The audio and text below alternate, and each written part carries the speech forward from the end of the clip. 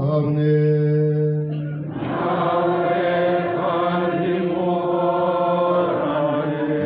Amagambo yo mu Ivanjili ntagatifu uko yanditswe na Yohani.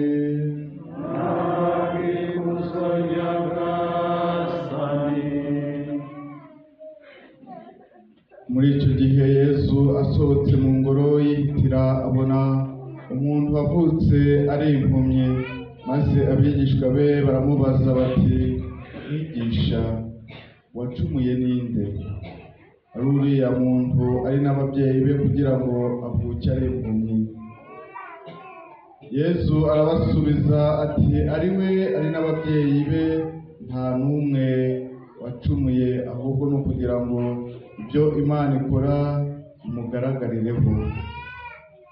Ni ngombwa gukora imirimo y'uwantumye akibona ijoro riraje kandi muri ryo ntawagira icyo akora. Igihe kiri ku isi ndi urumuri rw'isi. Amaze kuvuga atyo acira hasi amacandwe ye, ayatubesha kondo, agasiga ku maso y'impumyi, maze aramubwira ati, jya kwiyuhagira mu cyuzi cya Silowe. Nuko impumyi iragenda iriyuhagira, ihindukira ibona. Bituma abaturanyi n'abandi bari babonye asabiriza bavuga bati, uriya si wa wundi wajyaga yirirwa yicaye asabiriza? Bamwe bati ni we, abandi bati si we, ahubwo nusa nawe. Arababwira ati, nijye. Nibwo bamubwiye bati, amaso yawe yahumutse ate? Arabasubiza ati, ni wa muntu bita Yesu yatobye akondo akansiga ku maso, maze arambwira ati, jya ku cyuzi cya Silowe maze wiyuhagire. Nuko njyayo ndiyuhagira, none ndabona. Baramubwira bati, uwo muntu ari hehe? Arabasubiza ati, simpazi. Nuko wahoze ari impumyi bamushyira abafarisayo. Hari ku munsi w'isabato, igihe Yesu atobye akondo agahumura amaso ye. Abafarisayo nabo bongera kumubaza uko yahumutse. Arababwira ati, yasize akondo ku maso ndiyuhagira, none ndabona. Bamwe mu bafarisayo baravuga bati, uwo muntu ntakomoka ku Mana, kuko atubahiriza isabato. Ariko abandi bati, bishoboka bite ko umunyabyaha yakora ibitangaza nk'ibi? Nibwo biciyemo ibice. Barongera babwira impumyi bati, wowe se waguhumuye muvugaho iki? Arababwira ati, nta muhanuzi. Abayahudi banga kwemera ko yari impumyi nuko yahumutse, bigeza igihe bahamagaje ababyeyi be. Barababaza bati, uyu koko n'umwana wanyu muvuga ko yavutse ari impumyi?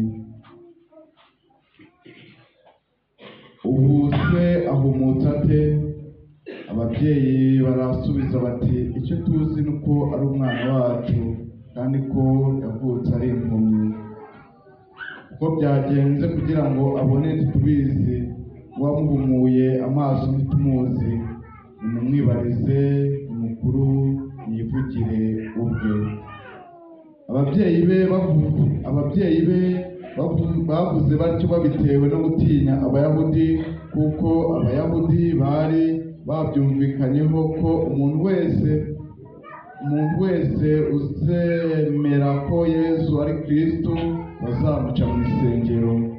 Icyo cyateye ababyeyi be kuvuga bati, arakuze, mumwibarize. Abayahudi bongera guhamagara bwa kabiri uwo muntu wahoze ari impumyi. Baramubwira bati, singiza Imana, twe tuzi ko uwo muntu ari umunyabyaha. Arababwira ati, niba ari umunyabyaha ibyo simbizi, icyo nzi ni kimwe, nuko nari impumyi none nkaba mbona. bongera kumubaza bati yakugenjereje ate, yaguhumuye amaso ate?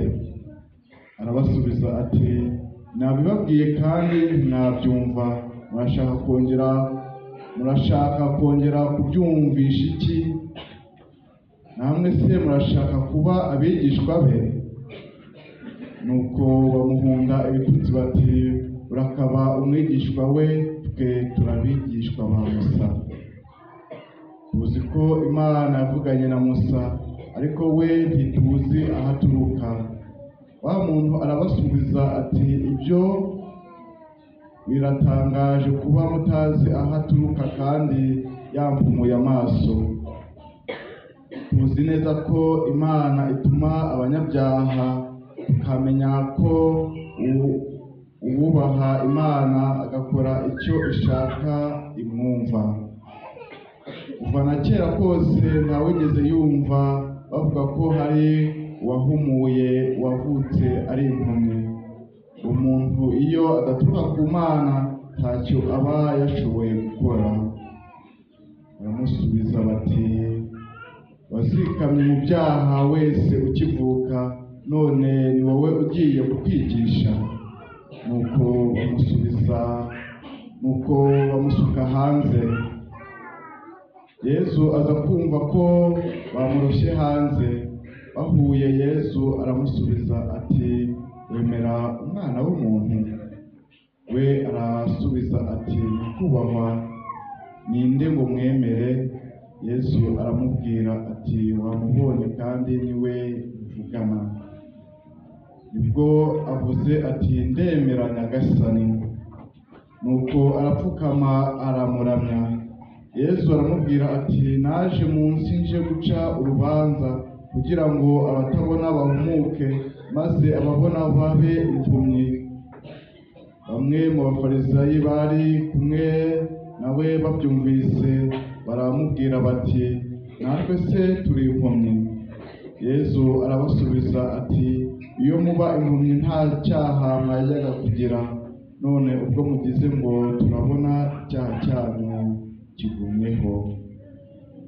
Iyo ni ivanjili ntagatifu.